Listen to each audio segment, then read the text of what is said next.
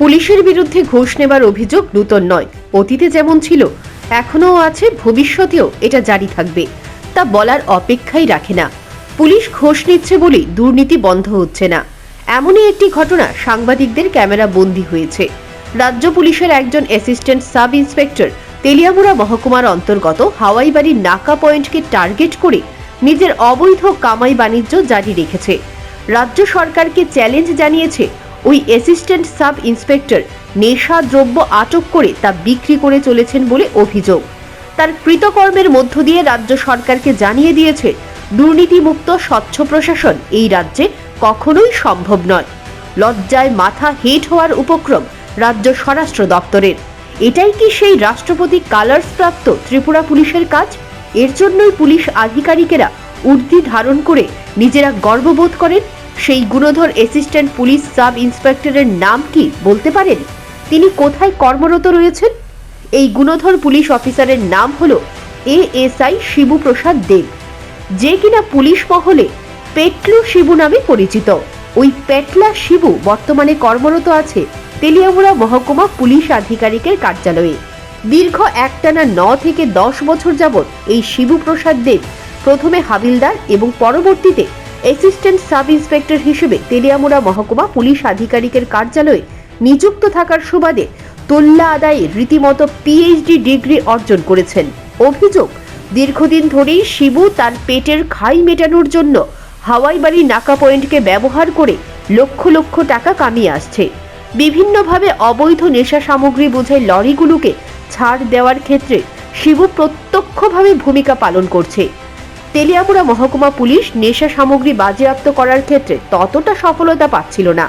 তেলিয়ামুড়া মহকুমা পুলিশ আধিকারিকের কার্যালয় সূত্রে খবর, তদানীন্তন মহকুমা পুলিশ আধিকারিক প্রসূন কান্তি ত্রিপুরার নাকের তলায় এই শিবু দিনের পর দিন তার অবৈধ তোল্লা বাণিজ্য কায়েম করে রেখেছিল।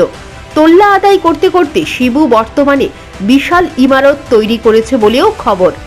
এরই মধ্যে তেলিয়ামুড়া মহকুমা পুলিশ আধিকারিকের রদবদল হয়েছে।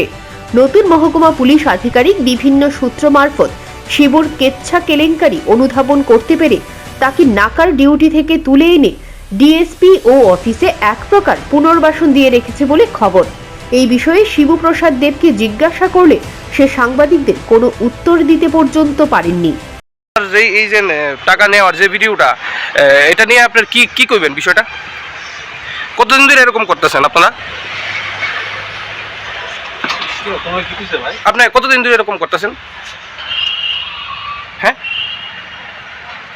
যে জায়গাতে রাজ্যের মুখ্যমন্ত্রী স্বচ্ছ প্রশাসন এবং দুর্নীতিমুক্ত প্রশাসন গঠন করার লগে প্রচেষ্টা করতেছে, সেই জায়গাতে আপনারা এইভাবে হাওয়াইবাড়ি নাকা ধরে টার্গেট করে কতদিন ধরে এরকম করতেছেন আপনারা? আপনার নাম কি? আপনার নাম?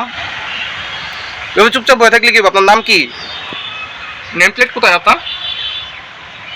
নেমপ্লেট কোথায়? নাম কি আপনার? হ্যাঁ,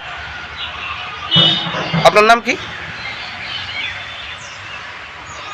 এদিকে পুলিশ মহলে কান পাতলেই এই এএসআই শিবু সহ একাংশ তোল্লাবাজ ঘুষখোর পুলিশ কর্মীদের কেচ্ছা কেলেঙ্কারির ঘটনাগুলো সামনে উঠে আসে। আপাতত যা খবর, নতুন পুলিশ আধিকারিক শিবু সহ একাধিক তোল্লাবাজ পুলিশ কর্মীর কার্যকলাপকে রীতিমতো পর্যবেক্ষণ করে চলেছেন। তবে সেই প্রসূন কান্তি ত্রিপুরার গোটা ত্রিপুরার পুলিশ মহলকে রীতিমতো হাইলাইট করেছে। সেই প্রসূন কান্তি ত্রিপুরার নাকের তলায় তোল্লাবাজ শিবুর এই অবৈধ বাণিজ্যের পেছনে গভীর রহস্য থাকতে পারে বলে অনুমান।